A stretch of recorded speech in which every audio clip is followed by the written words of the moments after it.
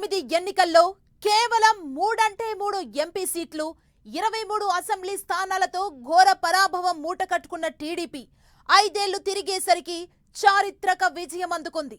జనసేన బీజేపీతో కలిసి ఊహించని గెలుపు సొంతం చేసుకుంది.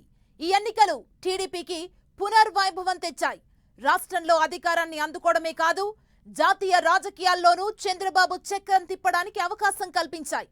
మరి కింగ్ మేకర్ గా మారిన టీడీపీ అధినేత ఏం చేయబోతున్నారు?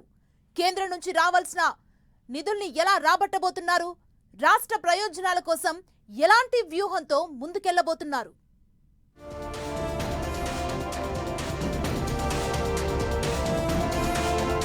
సొంతంగా 240 స్థానాలు సాధించి కొన్ని రాష్ట్రాలను క్లీన్ స్వీప్ చేసి దేశంలోనే అతిపెద్ద జాతీయ పార్టీగా అవతరించినప్పటికీ ఈ ఎన్నికల తర్వాత బీజేపీది విచిత్రమైన పరిస్థితి. వరుసగా మూడోసారి ప్రభుత్వం ఏర్పాటు చేయబోతున్న సంతోషం ఉన్నప్పటికీ సొంతంగా మెజారిటీ సాధించలేకపోవడం బీజేపీకి మింగుడు పడని వ్యవహారంలా మారింది. దీనికి తోడు ప్రభుత్వ ఏర్పాటు కోసం మిత్రపక్షాలపై ఆధారపడాల్సి రావడం ఆ పార్టీకి రుచించడం లేదు. అందున ఆ మిత్రపక్షాలను చివరి నిమిషంలో కూటమిలో చేర్చుకోవడంతో ఎప్పుడేం జరుగుతుందోనన్న టెన్షన్ కమల దళాన్ని వెంటాడుతోంది. అందుకే జాగ్రత్తగా అడుగులు వేస్తోంది.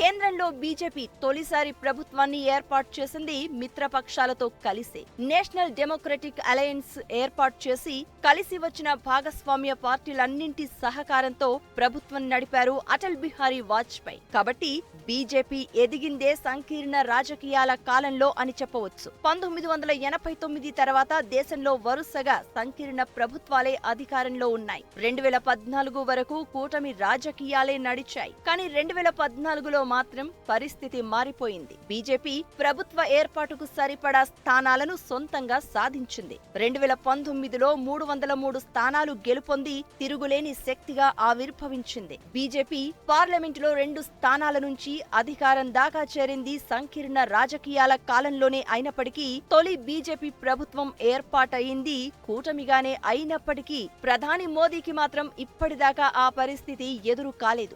మెజారిటీకి మించి సీట్లు సాధించి ఏకఛత్రాధిపత్యంగా ప్రధాని మోదీ పాలించారు. కానీ ఇప్పుడు మాత్రం ఆయనకు ఆ తిరుగులేని అధికారం లేదు. మిత్రపక్షాల డిమాండ్లకు తలొగ్గాల్సిన పరిస్థితి ఇప్పుడు మోదీది. దీంతో 10 ఏళ్ల మోదీ పాలనకు వచ్చే 5 ఏళ్ల పాలనకు మధ్య చాలా తేడా ఉంటుందన్న అభిప్రాయం వ్యక్తమవుతోంది. గతంలోలా బీజేపీ ఇష్టానుసారం విధానాలు ఉండబోవన్న విశ్లేషణలు వెలువడుతున్నాయి. అదే సమయంలో ఎన్డీఏ 3 ఏర్పాటులో కీలకంగా మారిన టీడీపీ, జేడీయూ భవిష్యత్తులో ఎలా ఉంటాయన్న దానిపైన చర్చోపచర్చలు సాగుతున్నాయి.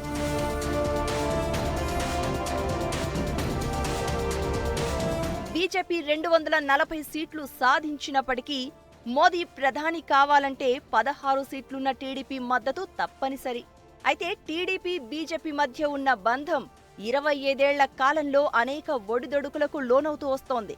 1998లో ఎన్డీఏ ప్రభుత్వానికి ఉమ్మడి ఆంధ్రప్రదేశ్ ముఖ్యమంత్రిగా ఉన్న చంద్రబాబు మద్దతు పలికారు. 1999లో ఎన్డీఏ రెండోసారి గెలిచి 5 ఏళ్లు అధికారంలో కొనసాగడానికి టీడీపీ మద్దతే కారణం. కానీ అప్పుడు టీడీపీ కేంద్రంలో ఎలాంటి పదవులు తీసుకోలేదు. ఎన్డీఏలో చేరకుండా బయటి నుంచి మద్దతు పలికింది. 2004 సార్వత్రిక ఎన్నికల్లోనూ టీడీపీ, బీజేపీ కలిసి పోటీ చేశాయి. ఆ ఎన్నికల్లో కేంద్రంలో బీజేపీ, ఉమ్మడి ఆంధ్రప్రదేశ్లో టీడీపీ ఓటమి తర్వాత రాజకీయ సమీకరణాలు మారిపోయాయి. 2004 నుంచి 2009 మధ్య టీడీపీ, బీజేపీ మధ్య దూరం పెరిగింది. 2009 నాటికి టీడీపీ తృతీయ కూటమిలో భాగస్వామి అయ్యింది. తిరిగి 2014 వచ్చే నాటికి మళ్లీ పరిస్థితులు మారిపోయాయి. టీడీపీ, బీజేపీ ఎన్నికల్లో కలిసి పోటీ చేసి గెలుపొందాయి. 2014లో ఏర్పడిన ఎన్డీఏ ప్రభుత్వంలో టీడీపీ భాగస్వామ్యమైంది. కేంద్ర మంత్రి పదవులు తీసుకుంది. 2019 నాటికి టీడీపీకి, బీజేపీకి మధ్య మళ్లీ దూరం పెరిగింది. ప్రత్యేక హోదా, ఇతర అంశాల్లో తీవ్ర స్థాయిలో విభేదాలు తలెత్తాయి.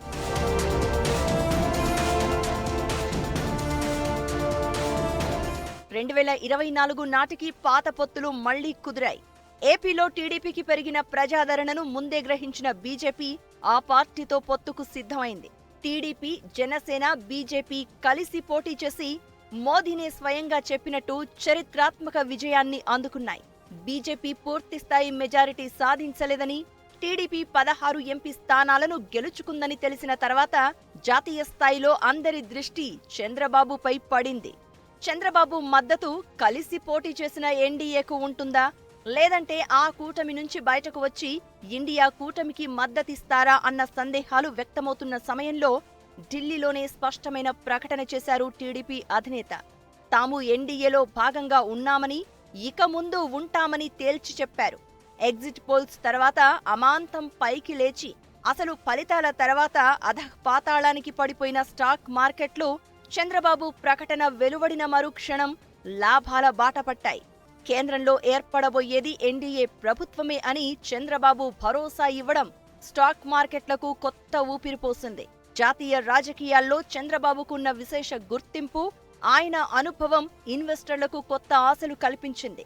అదే సమయంలో ఎన్నికల ఫలితాలు వెలువడిన దగ్గర నుంచి దేశవ్యాప్తంగా ప్రభుత్వ ఏర్పాటుపై ఉన్న సందేహాలు పటాపంచలైపోయాయి.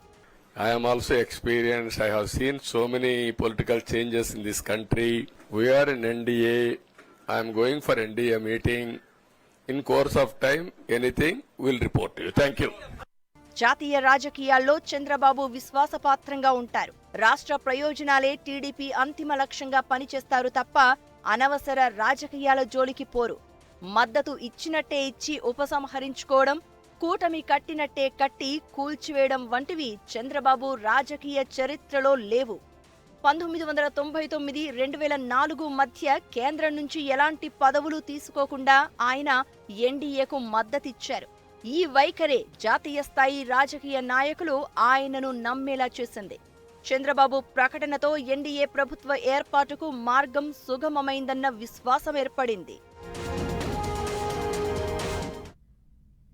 ఎన్డీఏ ప్రభుత్వ ఏర్పాటులో టీడీపీ మద్దతు కీలకం కావటంతో కీలక మంత్రి పదవుల కోసం టీడీపీ పట్టుబడుతున్నట్టు ప్రచారం సాగింది. అయితే తమకు పదవులు కీలకం కాదని, రాష్ట్ర ప్రయోజనాలు నెరవేర్చడమే అంతిమ లక్ష్యమని చంద్రబాబు ప్రకటించారు. ఈ అవకాశాన్ని ఉపయోగించుకుని ఏపీకి ప్రత్యేక హోదా, రాజధాని నిర్మాణం, పోలవరం వంటి వాటిపై టీడీపీ కేంద్రం నుంచి స్పష్టమైన హామీ తెచ్చుకుంటుందన్న అభిప్రాయం వ్యక్తమవుతోంది. రాష్ట్రానికి అవసరమైన వాటి కోసం పట్టుబట్టడం తప్ప రాజకీయంగా టీడీపీ బెదిరింపులకు దిగబోదని, ఎన్డీఏ కూటమిలో నమ్మదగ్గ మిత్రపక్షంగా ఉంటుందని రాజకీయ విశ్లేషకులు భావిస్తున్నారు. అయితే 12 మంది జేడీయూ ఎంపీలతో ఎన్డీఏకు కీలక మద్దతుదారుగా ఉన్న నితీష్ కుమార్ నుంచి మాత్రం ఎన్డీఏకు ముప్పు ముంచి ఉందన్న అభిప్రాయం వ్యక్తమవుతోంది.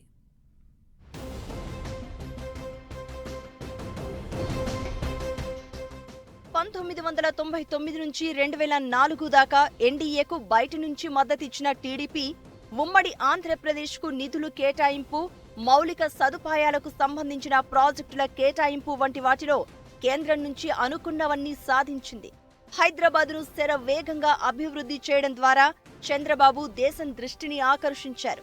అలాగే జాతీయ క్రీడలు, ఏసియా పసిఫిక్ గేమ్స్ వంటివి ఘనంగా నిర్వహించి ప్రపంచ స్థాయిలో గుర్తింపు పొందారు. చంద్రబాబు జాతీయ స్థాయిలో విలక్షణమైన రాజకీయ నేతగానూ పేరు తెచ్చుకున్నారు. అప్పుడు కేంద్రానికి టీడీపీ మద్దతు ద్వారా ఉమ్మడి ఆంధ్రప్రదేశ్కు చాలా ప్రయోజనాలు కలిగాయి. అలాగే రాష్ట్ర విభజన తర్వాత 2014లో అధికారంలోకి వచ్చిన టీడీపీ ఎన్డీఏలో భాగస్వామిగా కేంద్ర మంత్రి పదవులు చేపట్టింది. నవ్యాంధ్రకు ఎయిమ్స్ వంటి ప్రాజెక్టులు తీసుకురావడంలో చంద్రబాబు సఫలీకృతమయ్యారు. అయితే అప్పుడు బీజేపీకి సొంతంగా మెజారిటీ ఉండడంతో ప్రత్యేక హోదా వంటి వాటి కోసం కేంద్రంపై ఒత్తిడి తేలేకపోయింది టీడీపీ. ఇప్పుడు అలాంటి పరిస్థితి లేదు. ఎన్డీఏ కేంద్రంలో మనుగడ సాగించాలంటే టీడీపీ మద్దతు తప్పనిసరి. అయితే బీజేపీకి టీడీపీ నమ్మదగ్గ మిత్రపక్షంగా ఉంటుందనడంలో ఎవ్వరికీ ఎలాంటి సందేహం లేదు. చంద్రబాబు నాయుడు ప్రసంగం వింటే ఆయన ఎన్డీఏ తోటే ఉంటాడు అనేది ఒక ఫీలింగ్ డెఫినెట్లీ కలిగింది. బట్ అంతకన్నా ముఖ్యం ఏంటంటే ఆయన పాత్ర కూడా ఒక ప్రముఖమైన పాత్ర వహిస్తారనేది అనిపిస్తున్నది.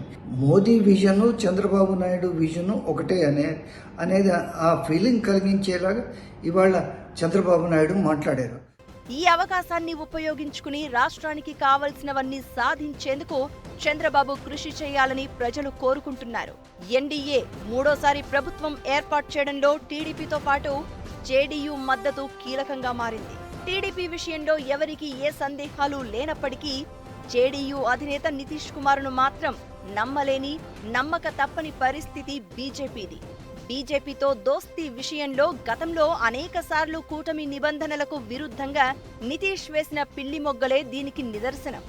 నితీష్ బీజేపీకి శాశ్వత మిత్రుడు కాకపోవడం ఒక్కటే ఈ సందేహానికి కారణం కాదు. ఇండియా కూటమికి నేతృత్వం వహించే ప్రతిపక్ష కాంగ్రెస్తో ఆయనకున్న స్నేహపూర్వక బంధం, మోదీని 2014లో బీజేపీ ప్రధాని అభ్యర్థిగా ప్రకటించడాన్ని వ్యతిరేకిస్తూ నితీష్ ఎన్డీఏకు దూరం జరిగారు. తాను అధికారంలోకి రాకముందు ఏ ఆర్జేడీపై తీవ్ర పోరాటం చేశారో అదే ఆర్జేడీతో జట్టుకట్టి కాంగ్రెస్ ను కూడా కలుపుకుపోయి తర్వాతి కాలంలో మహాకూటమి పేరుతో బీహార్ అసెంబ్లీ ఎన్నికల్లో పోటీ చేశారు. తిరిగి ఆ కూటమితో విభేదించి మళ్లీ ఎన్డీఏతో జట్టు కట్టారు. 2020లో జరిగిన అసెంబ్లీ ఎన్నికల్లో బీజేపీతో కలిసి పోటీ చేసిన నితీష్ 2 ఏళ్లు తిరిగేసరికి బీజేపీ తన పార్టీని నిర్మూలించే ప్రయత్నం చేస్తోందని ఆరోపించి మళ్లీ కాంగ్రెస్ ఆర్జేడీతో జట్టు కట్టారు. తర్వాత ఇండియా కూటమి ఏర్పాటులో కీలక పాత్ర పోషించారు. అలాంటి నితీష్ సరిగ్గా సార్వత్రిక ఎన్నికలకు ముందు మళ్లీ ఫిరాయింపు రాజకీయాలు చేశారు. అన్నీ తానై వ్యవహరించిన ఇండియా కూటమిని విడిచిపెట్టి తిరిగి ఎన్డీఏ గూటికి చేరుకున్నారు. ఈ పరిణామాలన్నీ దేశ ప్రజల్లో నితీష్ పై స్థిరత్వం లేని వ్యక్తిగా ముద్రవేశాయి. ఎన్నికలకు ముందు ఎన్డీఏలో చేరేటప్పుడు తానెప్పటికీ ప్రధాని మోదీకి మద్దతుదారుగా ఉంటాను అని నితీష్ ప్రకటించారు. అయితే ఆయన వ్యవహార శైలిని చూస్తే నిజంగా నితీష్ మాటపై నిలబడతారా అన్న సందేహాలు కలుగుతున్నాయి. నితీష్ కుమార్ ట్రాక్ రికార్డ్ చూస్తుంటే ఆయన పార్టీ కానీ అలయన్స్లు కానీ ఎంతలాగా మార్చారంటే, ఆయన ఎన్డీఏ అలయన్స్ని వదిలేసి ఇండియా అలయన్స్కి వెళ్ళిపోతాడు అనే దాంట్లో ఆ ప్రమాదం అయితే ఎన్డీఏకి ఎప్పుడైనా ఉంది. నితీష్ కుమార్ని ఒకటి సుశాసన్ బాబు అంటారు, అంటే గుడ్ గవర్నెన్స్ చేసే బాబు అని అంటారు. అట్లాగే నితీష్ కుమార్కి యూటర్న్ బాబు అని కూడా పేరుంది. ఎన్డీఏ ప్రభుత్వ ఏర్పాటుకు కీలకంగా మారిన 2 పార్టీలు టీడీపీ, జేడీయూతో బీజేపీకి పొత్తు కుదిరింది ఎన్నికలకు ముందే. కానీ టీడీపీ విషయంలో ఎవరికీ ఎలాంటి సందేహాలు లేవు. కానీ జేడీయూ విషయంలో అనుమానాలు వ్యక్తం కావడానికి కారణం నితీష్ వైఖరే.